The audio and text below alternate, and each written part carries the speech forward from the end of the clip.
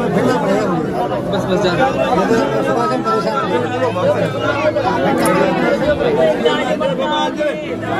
ओम ऐं ह्रीं क्लीं चामुण्डाय नमः स्वाहा। ओम ऐं ह्रीं क्लीं चामुण्डाय नमः स्वाहा। ओम ऐं ह्रीं क्लीं चामुण्डाय नमः स्वाहा। ओम ऐं ह्रीं क्लीं चामुण्डाय नमः स्वाहा।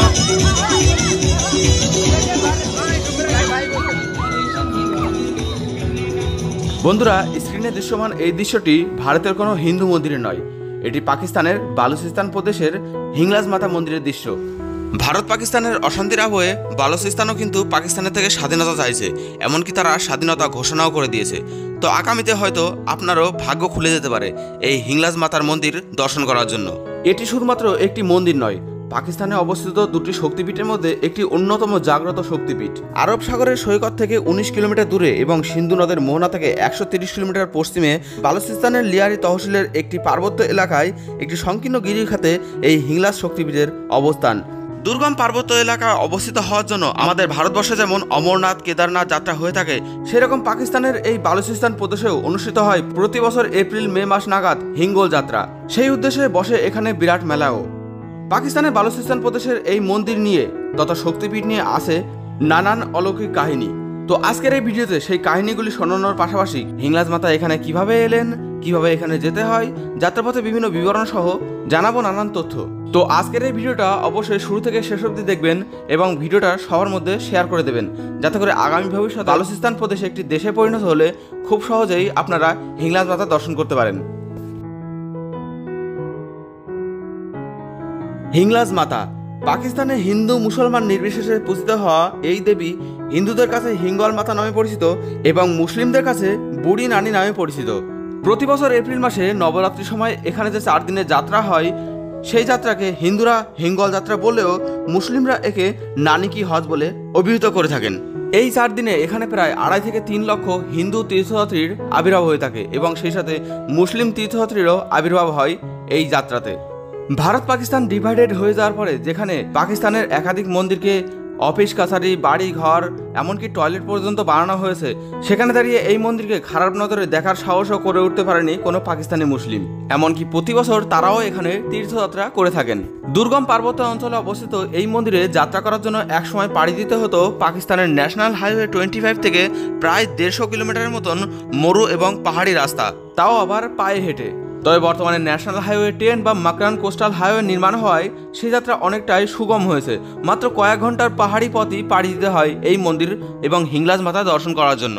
হিঙ্গল বালুচিস্তান ন্যাশনাল পার্কে অবস্থিত এই স্থানে বর্তমানে যেতে গেলে ন্যাশনাল হাইওয়ে 10 থেকে নামার পরে হিঙ্গল নদীর ধার বরাবর মাত্র কয়েক ঘন্টার পাহাড়ি পথই বর্তমানে অতিক্রম করতে হয়। স্ক্রিনে বর্তমানে পাথরের যে দুটি শিলামূর্তি দেখতে পাচ্ছেন, ইনিই হলো হিংলাজ মাতা।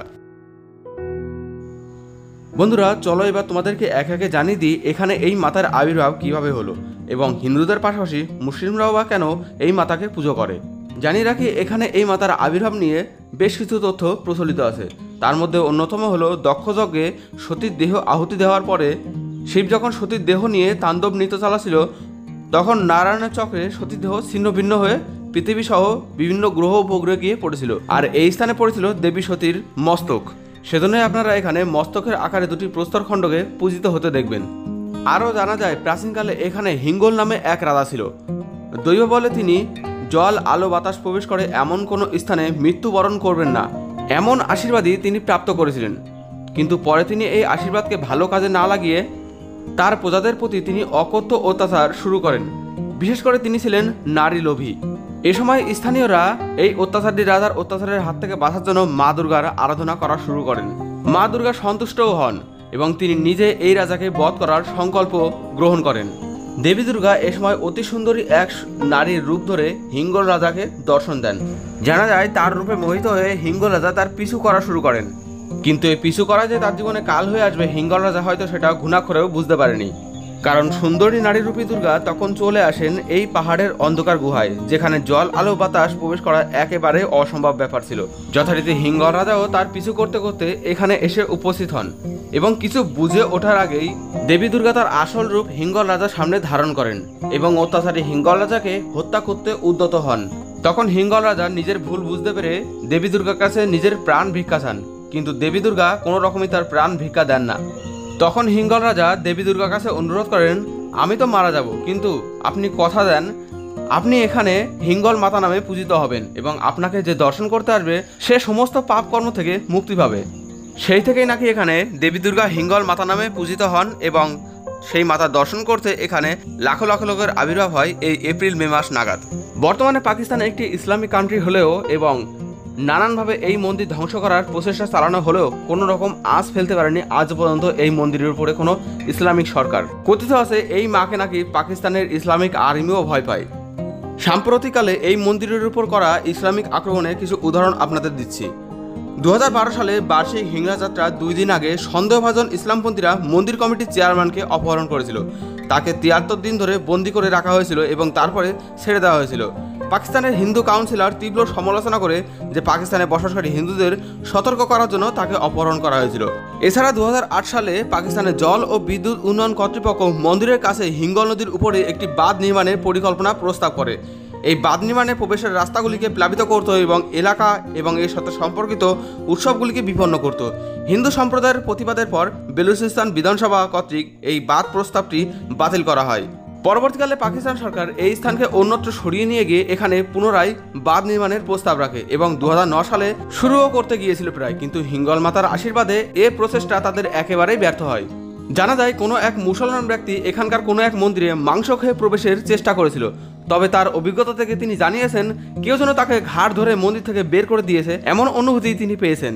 এরপরেও পাকিস্তানের সরকারের দ্বারা এই মন্দিরকে নানানভাবে ধ্বংস করার প্রচেষ্টা চালানো হয়েছিল, তবে সে সমস্ত প্রচেষ্টাই ব্যর্থ হয়েছে, যার জন্য আজ পাকিস্তানের সমস্ত ইসলামিকপন্থী সরকার এবং সমস্ত ইসলামিকপন্থী মানুষ এই মন্দিরকে আজও ভয় পায়।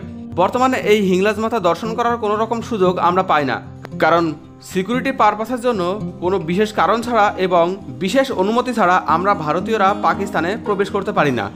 তবে যারা অনুমতি পায় সেই সংখ্যাও নেহাতই সামান্য। তবে ভারতের বিভিন্ন স্থানে বিশেষ করে ক্ষত্রিয়দের মধ্যে এই দেবীর পূজা করার চল আছে। জানা যায় ভগবান পরশুরাম ক্ষত্রিয় নিধন যজ্ঞ চালানোর জন্য 21 বার এই মর্তে পদার্পণ করেছিলেন, কারণ তার পিতা এই ক্ষত্রিয় কর্তৃক নিহত হয়েছিলেন। জানা যায় মালওয়া অঞ্চলের মহিষ্মতির একজন ধর্মান্ধ রাজা সহস্রবাহু অর্জুন বা সহস্রার্জুন তার শক্তি এবং অজেয়তার অনুভূতিতে মত্ত হয়ে মহান ব্রাহ্মণ ঋষি যমদগ্নিকে একটি পবিত্র গাভী কামধেনুর জন্য হত্যা করেছিলেন এবং এই ঋষি যমদগ্নির পুত্রই ছিলেন ভগবান পরশুরাম। এরপর পরশুরাম যখন ক্ষত্রিয় নিধন করে চলছিলেন সে সময় দ্বাদশ ক্ষত্রিয় ব্রাহ্মণকুল শ্রেষ্ঠ দধিচির কাছে আপন প্রাণ প্রার্থনা করে। দধিচি মুনি তাদেরকে একটি দুর্গম স্থানে লুকিয়ে রাখে এবং হিংলজ মাতার স্তব করতে বলেন। পরবর্তীকালে তারা তাদের রাজ্যে ফিরে গেলে পরশুরাম আবার তাদের হত্যা করতে আসেন। তখন তারা হিংলজ মাতার স্তব পাঠ শুরু করেন এবং হিংলজ মাতা পরশুরামের সামনে সেই ক্ষত্রিয় রাজাদের ঢাল হয়ে দাঁড়িয়ে পড়েন। এরপর পরশুরাম তার অস্ত্র ত্যাগ করে এবং সেই সমস্ত রাজাদের বেদ ও অন্যান্য ধর্মগ্রন্থের শিক্ষা দেন। সেই থেকেই প্রধানত এই হিংলাজ মাতা ক্ষত্রিয়দের দেবী রূপেই বেশি পূজিত হন। এমনকি ভগবান রাম রাবণকে বধ করার পরে অযোধ্যার সিংহাসনে বসার আগে এই হিংলাজ মাতার তীর্থযাত্রা করতে গেছিলেন। সাথে তার সেনাবাহিনী রাম লক্ষ্মণ সীতা হনুমানও সঙ্গে গেছিলেন। হিংলাজ মাতার মন্দির ছাড়াও দর্শন করার মতন এখানে বেশ কিছু উপাসনালয় আছে। তার মধ্যে অন্যতম হলো গণেশ দেব, মাতা কালী, গুরু গোরখনাথ দুনি, ব্রহ্মকুদ, তীরকুন্ধ, গুরু নানক খারাও, রামজারোখা বেথাক, চেরাশি পর্বতে অনিলকুদ, চন্দ্রগুপ, খড়ি রিভার এবং অঘর পূজা। তবে তার মধ্যে বাবা চন্দ্রগুপ্ত সব থেকে তাৎপর্যপূর্ণ। এটি আসলে একটা আগ্নেয়গিরি যাকে মূলত মহাদেবের একটা অংশ হিসেবে মানা হয়ে থাকে। হিংলাজ মাতা মন্দিরে যাওয়ার পথে তীর্থযাত্রীদের জন্য এটি একটি গুরুত্বপূর্ণ স্টপ। ভক্তরা তাদের প্রার্থনার উত্তর দেওয়ার জন্য দেবতাদের ধন্যবাদ জানাতে এবং শুভেচ্ছা জানাতে এখানকার গর্তে নারকেল নিক্ষেপ করে এবং তাদের পাপ স্বীকার করার জন্য এই চন্দ্রকূপের কাছেই তারা ধ্যান করেন। এছাড়াও এখানে 7টি পবিত্র পুকুর বা কুণ্ড রয়েছে। সেগুলি হলো অনিলকুণ্ড, ব্রহ্মকুণ্ড, কীরকুণ্ড, কালীকুণ্ড, রত্নকুণ্ড, সূর্যকুণ্ড এবং চন্দ্রকুণ্ড, যেখানে আগত হিন্দু তীর্থযাত্রীরা মাতার পুজো দেওয়ার আগে স্নান করেন। তো এই ছিল হিংলাজ মাতা সম্পর্কিত কিছু গুরুত্বপূর্ণ তথ্য, যার পুরোটাই অনলাইন মাধ্যম থেকেই সংগৃহীত। আমাদের ভারতীয়দের সেখানে যাওয়ার অনুমতি একরকম নেই বললেই চলে। সেখানে যাওয়ার অনুমতি থাকলে হয়তো জিনিসগুলোকে আরও সুন্দর এবং ভালোভাবে অবশ্যই তোমাদের দেখাতে পারতাম। তবে যাই হোক, কেমন লাগলো ভিডিওটা এবং তথ্যগুলি কমেন্ট করে কমেন্ট বক্সে অবশ্যই জানাবে। যদি ভালো লাগে তাহলে অবশ্যই ভিডিওতে একটা লাইক দিয়ে দেবে এবং সমস্ত হিন্দু সনাতনী ভাই বোনেদের মধ্যে ভিডিওটা শেয়ার করে দেবে হিংলাজ মাতা সম্পর্কিত এই সমস্ত তথ্য জানার জন্য। এবং কমেন্ট বক্সে হিংলাজ মাতার জয়ধ্বনি দিতে অবশ্যই ভুলো না কিন্তু। বর্তমানে এই হিংলাজ মাতার মন্দির হিন্দুদের পাশাপাশি স্থানীয় মুসলমানরাও দেখভাল করে থাকে। তবে কথা দিচ্ছি, পাকিস্তানের বালুচিস্তান প্রদেশে যাওয়ার বা স্বাধীন বালুচিস্তান দেশে যাওয়ার তাহলে অবশ্যই এই হিংলাজ মাতার মন্দির তোমাদেরকে আমি সরাসরি দর্শন করাবো। সেজন্য অবশ্যই চ্যানেলটিকে সাবস্ক্রাইব করে আমাদের চ্যানেলকে অবশ্যই আশীর্বাদ করবেন। চেনা অচেনা এরকমই ট্যুরিস্ট স্পট এবং তীর্থস্থান নিয়ে থাকবে আগামী ভিডিও। ততক্ষণ ভালো থাকবেন, সুস্থ থাকবেন। জয় হিন্দ, বন্দে মাতারাম, জয় ভারত, জয় হিংলাজ মাতা।